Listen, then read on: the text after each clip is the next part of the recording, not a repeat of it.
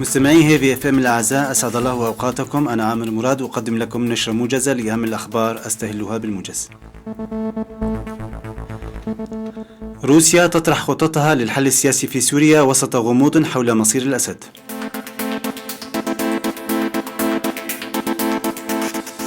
كيري: نأمل بأن نعقد الجمعة المقبل اجتماعا يكون موسعا أكثر. برلين تبدأ بتشديد شروط اللجوء إلى ألمانيا قبل أسبوع من الموعد المقرر لتطبيق القانون.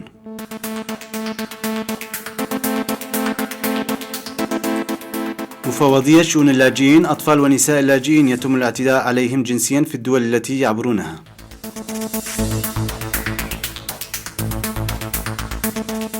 إلى التفاصيل.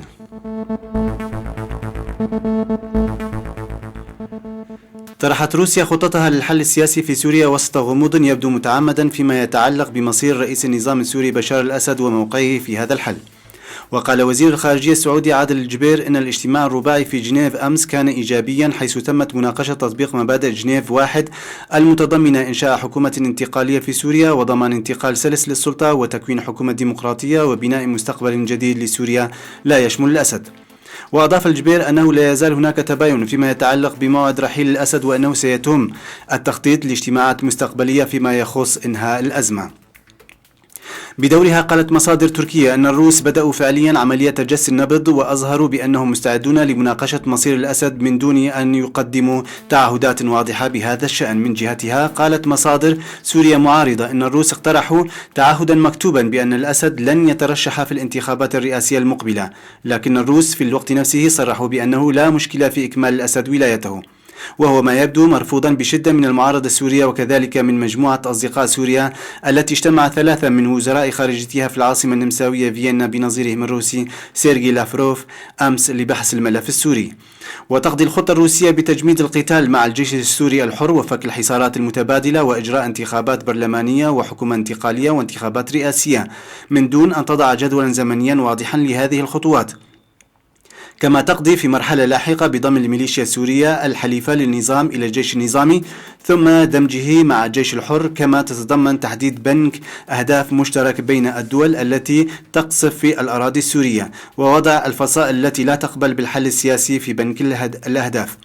وقالت المصادر إن الإطار الزمني الذي اقترحه الروس يمتد من 15 إلى 18 شهرا من تاريخ توقيع الاتفاق. وأضافت المصادر أن النقاش تفرع إلى حد بحث موضوع الوزارات السيادية وعدم مطالبة النظام بها، فطمأن الروس إلى أنها يمكن أن تكون توافقية ومن التكنوقراط.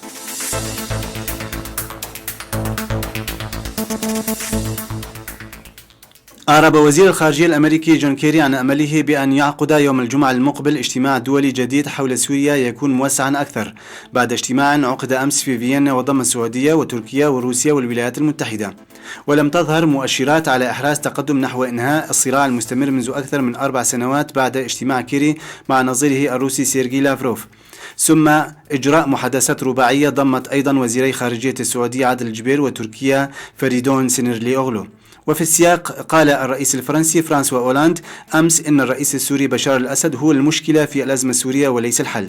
وأضاف خلال زيارة للعاصمة اليونانية أثينا: نحتاج إلى العمل للتوصل إلى حل سياسي، بشار الأسد ليس هو الحل بل هو المشكلة. وصرح كيري في فيينا أمس: توافقنا على التشاور مع جميع الأطراف أملا بأن نعقد الجمعة المقبل اجتماعا يكون موسعا أكثر بهدف إحراز تقدم على صعيد عملية سياسية لتسوية النزاع السوري. وأضاف أن هذا الاجتماع الرباعي حول سوريا الذي استضافته فيينا كان محاولة إيجاد أفكار جديدة للخروج من المأزق، مع إقراره بأن المشاركين يدركون أن هذا الأمر سيكون صعبا. وحول مصير الرئيس بشار الأسد قال كيري إن غالبية دول أوروبا، عشرات إذا لم نقل مئات من الدول، تدرك أن بشار الأسد يحدث دينامية تجعل السلام مستحيلا، وأننا لن نكون قادرين على فعل شيء حتى لو أردنا ذلك في حيال بقائه. في المقابل اعتبر نظيره الروسي سيرجي لافروف أنه يجب ترك الشعب السوري يقرر مصير رئيسه. كما أعلن وزير الخارجية السعودي أن الخلافات مع روسيا حول مصير الأسد لا تزال قائمة، مؤكدا استمرار المباحثات والمشاورات مع الجانب الروسي بهذا الشأن.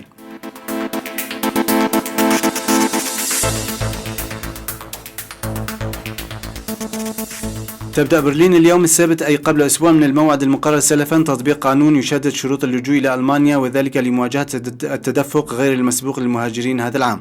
وكان من المقرر أن يبدأ سريان القانون الذي اعتمده البرلمان في وقت قصير في الأول من تشرين الثاني نوفمبر المقبل، لكنه نشر أمس في الجريدة الرسمية بهدف تطبيقه اليوم.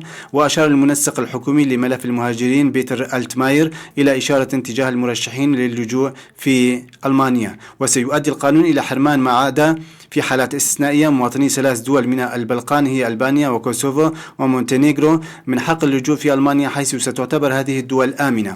من جهة أخرى سيتم تعويض المنح العديدة التي تسند إلى طالبي اللجوء حتى دراسة ملفاتهم بمساعدات عينية بهدف جعل التوجه إلى ألمانيا أقل جاذبية المهاجرين.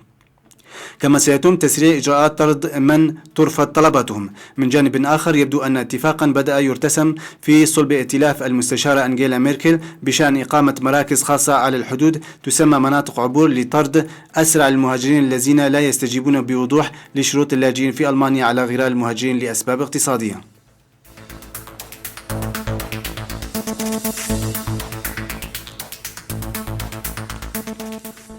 قالت المتحدثة باسم المفوضية السامية للأمم المتحدة لشؤون اللاجئين جينيفيف ميليسا إن أطفالا ونساء من اللاجئين يتعرضون إلى اعتداءات جنسية في كل البلدان التي يتجاوزونها في الطريق التي تقودهم من بلدان المنشأ باتجاه أوروبا. وذكرت السيدة ميليسا استنادا إلى شهادات كثيرة حصلت عليها المفوضية أن عصابات إجرامية متخصصة في تهريب اللاجئين يقدم أفرادها على ارتكاب مثل هذه الاعتداءات التي حصلت مثلا في جزيرة ليسبوس اليونانية. وأضافت تقول إن أطفال كثيرين يتنقلون بمفردهم خلال الرحلة الطويلة التي تقودهم من بلدانهم الأصلية باتجاه أوروبا بدون أن تكون لديهم أموال، وإنه يتم الاعتداء عليهم جنسيا من قبل أشخاص مقابل مساعدتهم على المرور من مكان إلى آخر. وقالت المتحدثة باسم المفوضية السامية للأمم المتحدة لشؤون اللاجئين إن المفوضية قررت الضغط على كل البلدان التي يعبرها اللاجئون بهدف التصدي لهذه الاعتداءات بشكل حازم.